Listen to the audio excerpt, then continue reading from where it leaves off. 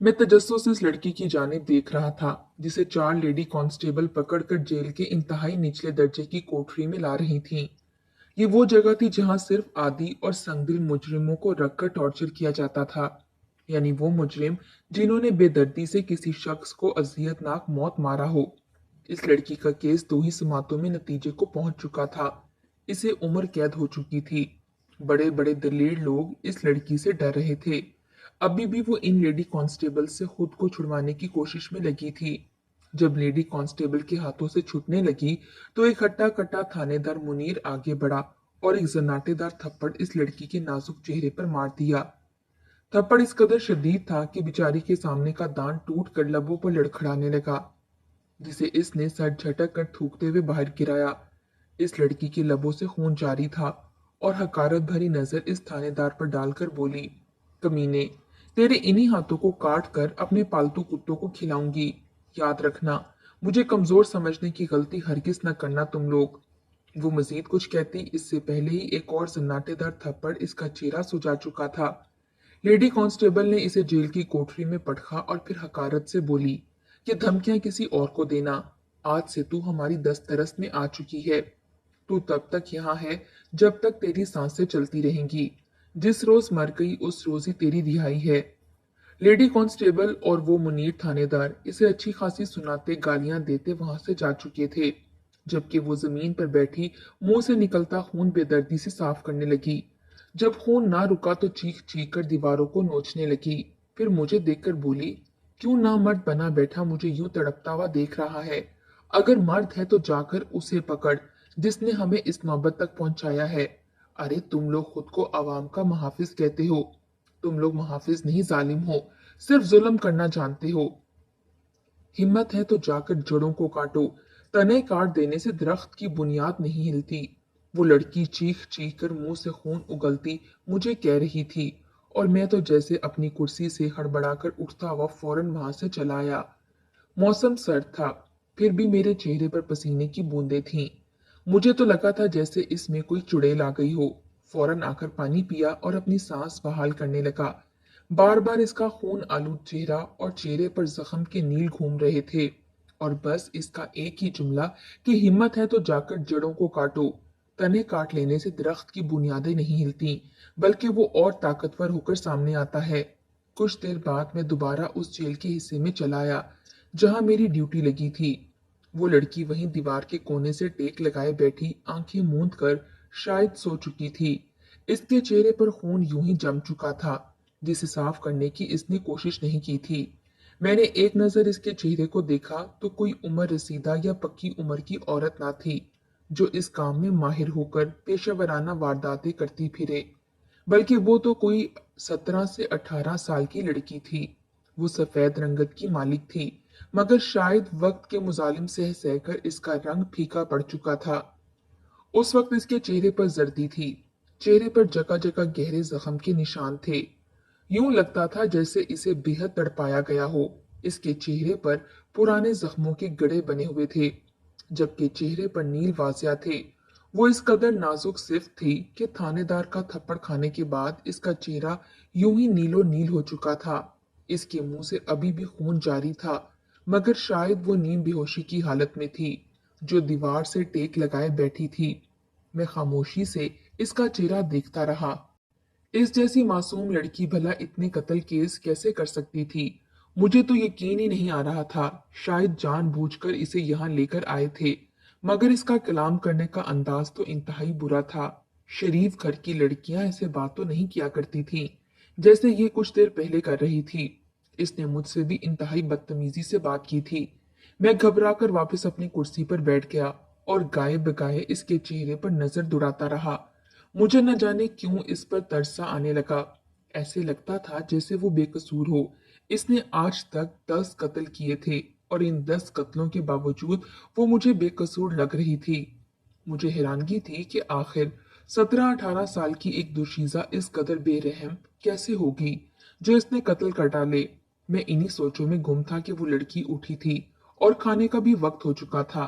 मैंने खाना लाकर सभी जेल में बंद मुजरिमों को दिया और इसकी जेल में भी खाना रखा। खाने को देखकर इसने उचाट सी नजर मेरी जानिब डाली और फिर खामोशी से थाली अपने सामने करके खाना खाने लगी।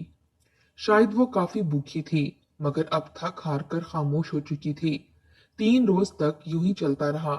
2 दिन तो सुकून से गुजरे, मगर तीसरे रोज लेडी कांस्टेबल दोबारा आई और इसके पास बैठकर कहने लगी कि बता, तुझे किसने कहा था कि ये कत्ल कर? मुझे सच सच बताओ, वरना तेरे साथ बहुत बुरा सलूक करूंगी। वो इसके बालों को पकड़कर चेहरे पर थप्पड़ मारते हुए बोली। उसी पल इसने अपनी जेब से कई सुइयां निकाली थीं। वो बारीक सुई वाली सुइयां थीं। इसने अपनी चारों उंगलियों में फंसाई और इस तरह फंसाई कि अगर वो अपनी उंगलियां उस लड़की के चेहरे के करीब लाती तो वो 4 सुइयां इसके चेहरे में पेवस्त हो जाती।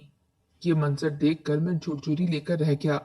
मैं तो हैरान था कि ये सब जानते हुए भी कि पुलिस वाले ऐसा ही जुल्म करते हैं। मैं अपने दादा की ख्वाहिश पूरी करने की खातिर पुलिस वाला बन गया, मगर यहाँ ये केस तो मुझे बेचैन कर रहा था। मेरे दिल में तजस्सुस था कि आखिर इस लड़की से पूछूं वो यहाँ तक कैसे पहुंची। लेडी कांस्टेबल के हाथ में सुइयां देखकर मेरी जान निकल रही थी, मगर वो लड़की तो इस कांस्टेबल की आंखों में आंखें डालकर देखते हुए बोली, तुझे और तेरे ऊपर बैठे अफसरों को ये वर्दी किस लिए पहनाई गई है? इसीलिए कि जाकर गली कूचों की गश्त लगाकर मुजरिमों को ढूंढो, मगर तुम जैसे रिश्वतखोर कमजोरों को हथकंडा बनाकर मर्दानगी झाड़ते हो। मुझे नहीं पता वो कौन है, जाओ जाकर ढूंढ लो, मुझे तंग मत करो। वो हाँफते हुए बोली तो लेडी कांस्टेबल ने वो सुइयां इसके चेहरे में घुसा दी। इसकी दिलखराश चीखें बाहर तक सुनाई दे रही थीं। इस पर शदीद तशद्दुद हो रहा था, यहाँ तक कि इसके खून की बू मुझे बाहर तक आने लगी। जब लेडी कांस्टेबल थक गई तो वहां से बाहर चली गई और फिर मैंने एक नजर इस पर डाली। बेचारी दर्द से अधमरी होकर करा रही थी। मुझसे बर्दाश्त ना हुआ तो फौरन पानी का गिलास इसको बढ़ाया। इससे पीना मुश्किल हो रहा था। मैंने इंसानियत के नाते पानी इसके मुंह को लगाया। चंद घूंट भरने के बाद इसने गिलास छटक दिया। मैं जेल से बाहर निकलकर इसकी कोठरी के सामने कुर्सी रखकर बैठ गया और फिर धीमे लहजे में कहने लगा कि मैं नहीं जानता तुम्हारे साथ अब तक क्या हुआ है। तुम ठीक हो या गलत, मगर खुदारा अकड़ो मत। ये जेल है, यहाँ पुलिस का राज है।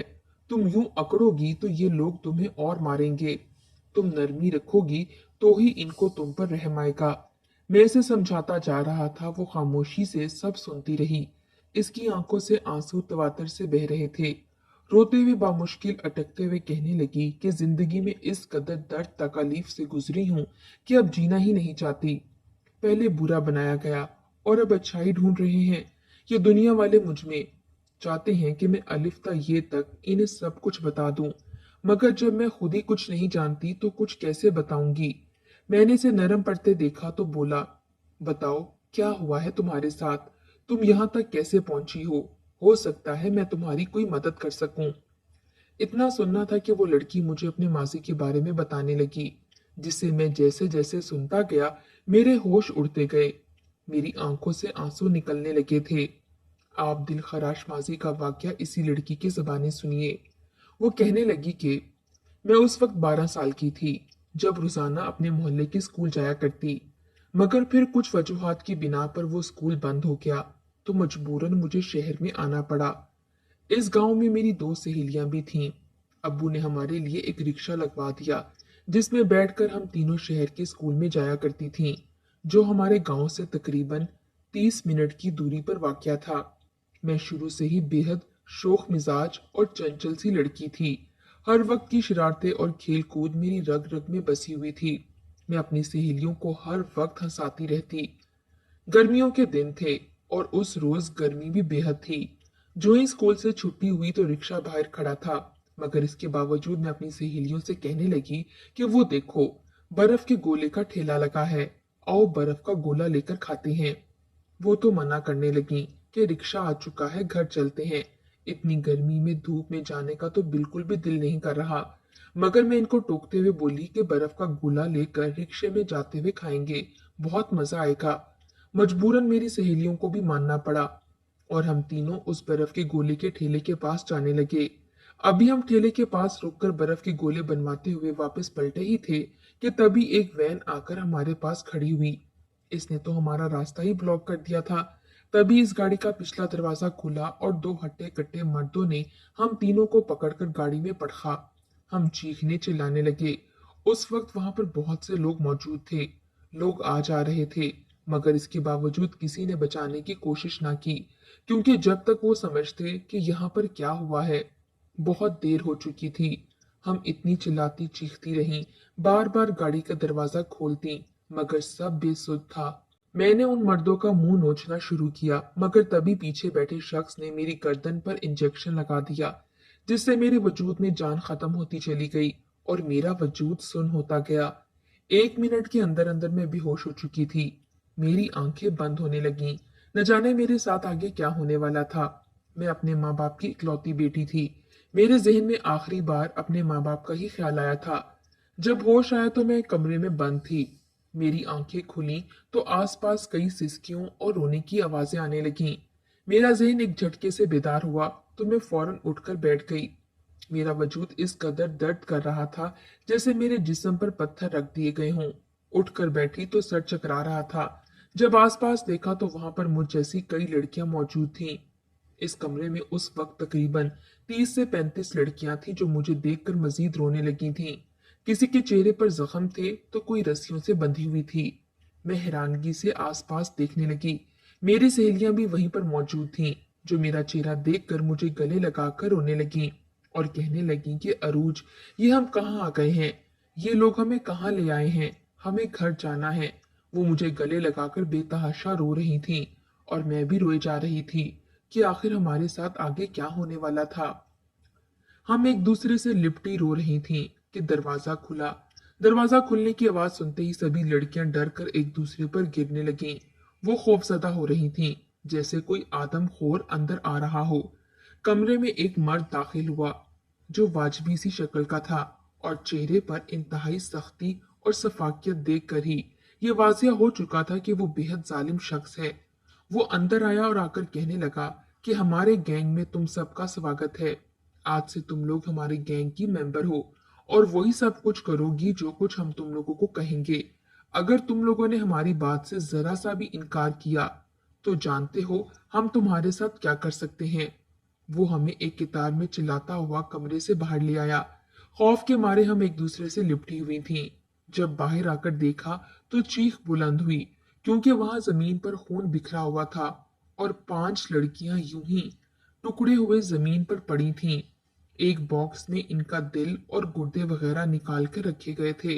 वो कहने लगे कि जो भी हमारी बात नहीं मानता, हम फिर इसे इस दुनिया से ही उठा देते हैं और फिर इसके वजूद के खास औज़ा बेचकर लाखों रुपए कमाते हैं, ताकि इसकी कुर्बानी रायगा ना जाए।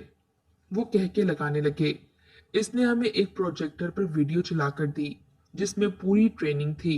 वो कहने लगा कि तुम लोग घर घर जाकर भीख मांगोगी और फिर इस घर का साथ साथ जायजा भी लोगी। इस घर में कितने फर्द रहते हैं, कितने लोग हैं और कितना कमाते हैं। इस घर के तमाम तर हालात यानी पूरा नक्शा हमें आकर बताओगी। घर का पता वो खुद हमें देंगे और हमने जाकर इस घर में भीख मांगनी होगी। जैसे ही मौका मिला हमें इस घर में जाकर चोरी करनी होगी और इससे भी बढ़कर सफाकियत की हद ये थी कि इस घर में मौजूद तमाम अफराद को मारकर ही वापस आना था। अगर हम चोरी के बाद घर के किसी भी फर्द को जिंदा छोड़कर वापस आते तो बदले में ये लोग हमें ही मार देते। इनकी धमकी सुनकर मेरे रोंगटे खड़े हो गए। वो 5 लड़कियां आज एक साथ चोरी करने गई थीं, मगर उस घर में एक नौजवान लड़की और इसका 1 साल का बेटा ही मौजूद था। उस लड़की ने इनके आगे हाथ जोड़े कि मुझे मत मारो, मेरा मासूम बच्चा है। उन्होंने इस पर तरस खाकर इसे छोड़ दिया। जब बाहर आकर अपने बॉस को बताया तो वो गुस्से से इन्हें वापस यहाँ लाया और टुकड़े टुकड़े कर कर मार दिया, क्योंकि अगर वो जिंदा छोड़कर आते तो बदले में इनके चेहरे की निशानदेही हो जाती और इस तरह पुलिस का इन तक पहुंचने का खदशा था। इसने 1 हफ्ते तक हमें ट्रेनिंग दी। हम रोती चिल्लाती रहीं, वहां से भागने की भी कोशिश की, मगर जिन लड़कियों ने भागना चाहा, इस सफाक दिल शख्स ने हमारे सामने ही उन लड़कियों को मार दिया। इसके बाद किसी लड़की में हिम्मत ही ना हुई थी कि वो यहाँ से भागने की कोशिश भी करती। वो हमें खाने को सिर्फ एक वक्त का खाना दिया करते थे और सिखाते हुए कहते कि अगर तुम लोग अच्छी लूट मार करके आए तो तुम्हें रोजाना मुर्ग मुसल्लम खाने को मिलेगा। इनकी बातें सुनकर हम खामोश हो जाती। न जाने आगे जाकर हमारे साथ क्या होने वाला था। ये कोई एक शख्स ना था, बल्कि हमारे पास रोजाना के मामूल पर 20 से 30 मर्द आया करते थे और हर कोई हमें डरा धमकाकर सिखाया करता था। यह भी हमारी मजबूरी थी और अपनी जान बचाने की खातिर हमें ऐसा भी करना पड़ा। मैं और मेरी सहेलियों को एक रोज बाहर भीख मांगने के लिए भेजा गया। हमारा हुलिया बिल्कुल भिखारियों जैसा बनाया गया और फिर बाहर जाने से पहले उस शख्स ने हमारे बाजू पर एक घड़ी बांधी। वो घड़ी इंतहाई अजीब थी, गोया तारों का मजमुआ थी। हमने सवालिया नजरों से इसकी जानिब देखकर कहा कि ये घड़ी किस काम की है, इस पर तो वक्त ही नजर नहीं आता। तो वो कहने लगा कि ये मौत की घड़ी है। अगर तुम लोगों में से किसी ने भूल कर भी किसी पुलिस अफसर या कहीं भी किसी अदारे को बताकर या किसी शख्स के घर जाकर मदद मांगी या कुछ भी करना चाहा, तो ये घड़ी उसी वक्त फट जाएगी और तुम लोग मारी जाओगी। इसमें इस कदर शदीद करंट है कि ये तुम लोगों को 1 सेकंड के अंदर अंदर मौत के घाट उतार सकती है। इसने हमारे साथ एक ट्रैकर सिस्टम भी लगा रखा था और हम हर तरह से बेबस हो चुकी थी। वरना मैंने सोच रखा था कि यहाँ से बाहर निकलते ही भागकर अपने घर चली जाऊंगी या किसी शख्स से मदद ले लूंगी, मगर यहाँ तो जान पर बनाई थी। मजबूरन ना चाहते हुए भी हम एक घर गए। इस घर में एक बूढ़ा शख्स और इसकी बेटी ही रहा करते थे। हम भीख मांगने के बहाने वहां गए और फिर इस घर में वारदात कर दी। हमने चाकू और पिस्तौल दिखाकर इन्हें हरासा किया और तमाम तर चीजें लूटने के बाद मजबूरन इनको मारना पड़ा। वो रोते बिलखते रहे और कहते रहे कि मेरी बेटी की अगले ही हफ्ते शादी है, बेशक तुम सारा सामान ले जाओ, एक पाई भी हमारे यहाँ मत छोड़ो, मगर मेरी बेटी को मत मारो। मगर इसके बावजूद हमें अपनी जान प्यारी थी। अगर हम इनको छोड़ देते तो 1 सेकंड के अंदर अंदर हम मारे जाते। इसलिए मजबूरन मैंने जिंदगी में पहली बार 2 लोगों का कत्ल किया था। कई रोज तक मैं सो न सकी थी। मैं रात को चीखने चिल्लाने लगती। मुझे अपने हाथों पर इन 2 लोगों का खून दिखाई देता था, मगर धीरे धीरे मैं इन सब की आदी होती गई। उस शख्स ने खुश होकर मेरे लिए इंतहाई अच्छा खाना मंगवाया था, क्योंकि मैंने इसे लाखों की डकैती करके दी थी। कई रोज तक मैं सुकून से नहीं सो पाई थी, मगर क्या करती, मुझे अपनी जान प्यारी थी। धीरे धीरे मैं भी आदी होती चली गई और इनके बताए हुए घरों में जाकर प्रोफेशनल लोगों की तरह भीख मांगती और फिर पैसे लाकर कुछ देर बाद इस घर का मुकम्मल तौर पर जायजा लेती और फिर बाकी भिखारियों के साथ मिलकर वहां पर डकैती करने के लिए चली जाती। हमने आज तक कई लोगों को मार दिया था, मगर आज तक किसी ने हमें पकड़ा नहीं था। वजह ये थी कि हम हुलिया बदल बदल कर जाया करते थे। एक रोज डकैती करने हम जिस घर में गए, वहां पर एक बूढ़ी औरत छोटे छोटे बच्चों के साथ रहा करती थी। वो व्हील चेयर पर बैठी थी, जबकि वो छोटे बच्चे इसके पोते पोतियां और नवासे नवासियां थे। क्योंकि ईद सर पर थी, इसलिए दूसरे ममालिक से इसकी बहू बेटे और बेटियां सभी यहाँ आए हुए थे। मैंने जब अपने दोस्तों के साथ जाकर वहां पर भीख मांगी, तो वो व्हील चेयर पर आई और पैसे लेने की खातिर अंदर चली गई। वो कहने लगी कि मैं तुम लोगों को अपने बच्चों का सदका देती हूँ। वो जूं ही अंदर गई तो हमने फौरन इन सब पर हमला कर दिया। चाकू और पिस्तौल को दिखाकर सभी मुलाजिम और नौकरानियों को बांधा और फिर इन बच्चों को भी हरासा करके घर में तमाम तर सामान लूट लिया। जब वापस पलटने लगे तो फौरन उस शख्स की बात याद आई कि खबरदार जो किसी को जिंदा छोड़ कर आए। मगर इन मासूम बच्चों का चेहरा देखकर मारने का दिल बिल्कुल भी ना किया, लेकिन इसके बावजूद मारना मजबूरी थी। वो औरत व्हील चेयर से गिरकर हाथ जोड़कर कहने लगी कि मेरे बच्चों को कुछ मत कहना, ये मासूम है। मगर इसके बावजूद मेरा दिल भी कांपने लगा। सोचा कि छोड़ देती हूँ और बॉस को जाकर नहीं बताएंगे। मगर इससे पहले कि मैं कुछ सोचती, दरवाजे पर दस्तक हुई और देखते ही देखते कई पुलिस ऑफिसर्स घर में दाखिल हो गए। एक मुलाजिम ने छुपकर पुलिस वालों को कॉल कर दी थी, जो ऐन मौके पर आ गए और हमें पकड़ लिया। वो कहने लगे कि बताओ तुम्हारा सरबराह कौन है, तुम किसके कहने पर ऐसा कर रही हो। हमने फौरन अपने साथ लगा जीपीएस ट्रैकर और वो करंट की घड़ी का इन्हें बताया, मगर इसके बावजूद वो ना माने। मैं रो रो कर कहने लगी कि मुझे कुछ नहीं खबर, वो लोग कौन थे और कहाँ रहते हैं।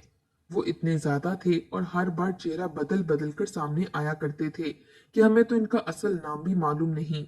इनकी शिनाख्त कैसे याद रखती। इतना कहकर वो लड़की खामोश हो चुकी थी और फिर कहने लगी कि जुल्म की हद तो ये है कि पहले उन्होंने मार मार कर हमें बुरा बनाया और अब पुलिस वाले हमें सुधारने की कोशिश में लगे हैं। मगर बहरहाल मैं खामोश रहा। इस लड़की के साथ जो कुछ हुआ था बेहद बुरा हुआ था। मैं इसके माँ बाप का पता पूछकर वहां गया, मगर इसके माँ बाप को मरे हुए 4 साल बीत चुके थे। इसके अगवा होने के बाद ही इसके माँ बाप भी दुनिया से चल बसे और ये बेचारी जेल में अलग जुल्म सह रही थी। अगले रोज एक बार फिर पुलिस वालों ने इसे बेतहाशा मारा और एक सुई इसके वजूद में घुसा दी। वो रोती रहती रही, मगर किसी को इस पर रहम ना आया। वो रात बड़ी ही बेचैन थी। मैंने बड़ी बेचैनी से काटी। सुबह जब जेल आया, जेल के बाहर एक स्ट्रेचर पर सफेद कपड़े में वजूद लिपटा पड़ा था। मैंने सरसरी सी नजर दौड़ाई और फिर पूछा कि क्या कोई मुजरिम वफात पा गया है। तो वो हवलदार हकारत से कहने लगा कि हाँ, वही अरूज नामी लड़की जिसे यहाँ 10 कत्ल के इल्जाम में लाया गया था। कल रात इसने अपने गले पर ब्लेड मारकर अपनी जान दे दी। मेरी तो रीढ़ की हड्डी में सनसनी सी दौड़ गई थी। मेरा वजूद कांप रहा था।